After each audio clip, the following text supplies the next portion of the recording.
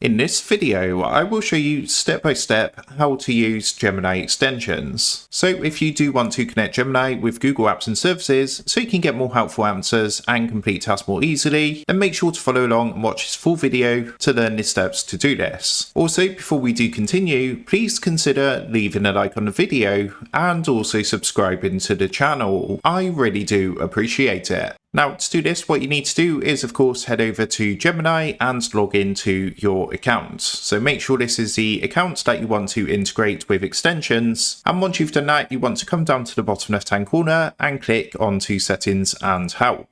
Once you've done that, you're going to get a menu come up. From here, click onto Connected Apps, and that's going to take you to a screen like this. So from here, you can see the different extensions that you can currently connect, and you can enable these by just simply turning the switch on to connect your particular extensions. Now, there might be a permission window that comes up, so just agree to that, read through that. And once that's done, you can now start using Gemini to interact with your extensions. So as an example, you can see I've currently connected my Google Workspace.